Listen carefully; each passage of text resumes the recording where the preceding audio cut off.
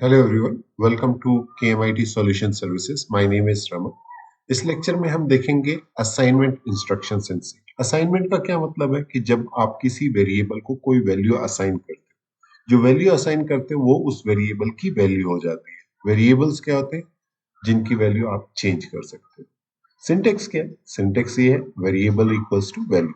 तो वेरिएबल क्या है? Name of the variable you want to assign a value to. और वैल्यू क्या होगी? The value you want to store into a variable. जैसे हमने हमारे पिछले लेक्चर में भी देखा था, हमने कुछ वेरिएबल्स लिए थे, integer type, float type, character type, उनको वैल्यू असाइन की थी। जैसे यहाँ पे मैंने इंट एज लिया, एज इक्वल्स टू 25 लिखा, तो assigning the value 25 to variable age. इसी तरह मैंने फ्लोट प्राइस लिया, प्राइस इक्वल्स टू 49.99, तो इसमें मैं क्या कर रहा हूँ कि प्राइस की वैल्यू 49.99 असाइन कर रहा हूँ। ठीक इसी तरह से ग्रेड ए इक्वल्स टू ए, इसमें वैल्यू ए असाइन कर रहा हूँ ग्रेड वेरिएबल को। आप डायरेक्ट इनिशियलाइजेशन के टाइम ही, सॉरी, डिक्लेरेशन के टाइम ही आप वैल्यू असाइन कर सकते हो। उसको इनिशियलाइजेशन करते हैं। फॉर एग्जाम्पल मैंने यहाँ लिखा int age equal int score equals to 100, तो इसमें ये क्या कर रहा है? स्कोर की वैल्यू 100 कर रहा है। ठीक है। एक मैं आपको एग्जांपल दिखाना चाहता हूँ। यहाँ पे मैंने लिखा इंट स्कोर इक्वल्स टू 100।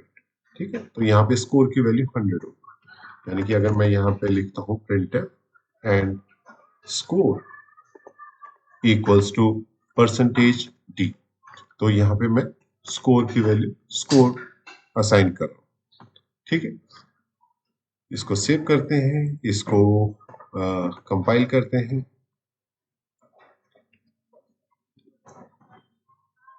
ठीक है, और इसको एग्जीक्यूट करते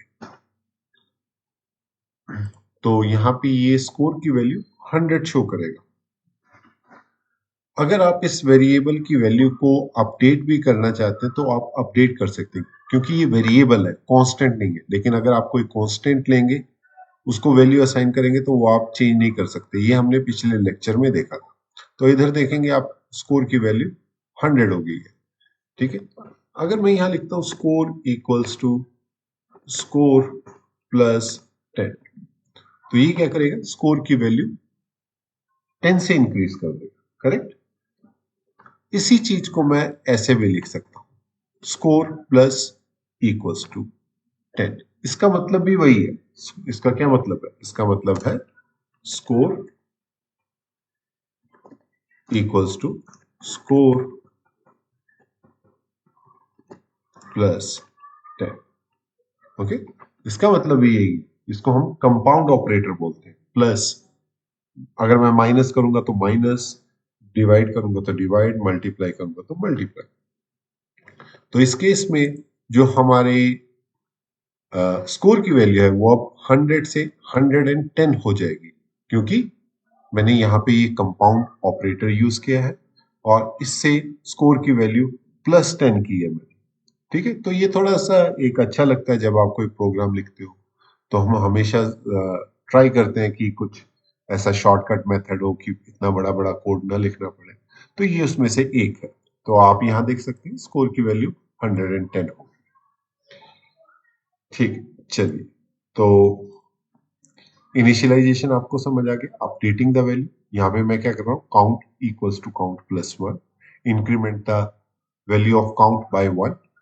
इसी तरह मैं यहाँ पे फ्लोट एक वेरिएबल ले रहा हूँ जिसकी वैल्यू 1000 की, और फ्लोट वेरिएबल बैलेंस लिया मैंने। यहाँ पे balance equals to balance minus 50 minus 5, तो ये डिक्रीज कर देगा 50 माइनस 5 वैल्यू इस 1000 वैल्यू में से।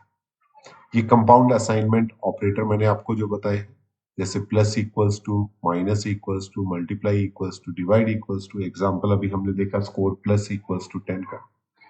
ठीक है, जैसे यहाँ पे x प्लस इक्वल्स टू 5, तो x की वैल्यू 10 थी। x प्लस इक्वल्स टू 5 का मतलब x equal to x equals to x plus 5, तो x की वैल्यू यहाँ पे 15 हो जाएगी। सेम इस केस में float y equals to 7.0, y into equals to 2, तो इसका मतलब क्या है? y equals to y into 2, तो यहाँ पे y की वैल्यू 14.0 हो जाएगी। तो आई होप आपको ये कॉन्सेप्ट समझ आया होगा, असाइनमेंट इंस्ट्रक्शन से। अभी हम और भी इंस्ट्रक्शंस के बारे में पढ़ेंगे। नेक्स्ट जो हम पढ़ेंगे अर्थमेटिक इंस्ट्रक्शंस पढ़ेंगे। That's it for this lecture. तो नेक्स्ट लेक्चर में मिलते हैं। अगर आप मेरे चैनल पर नए नए हैं तो please subscribe my channel. Thank you.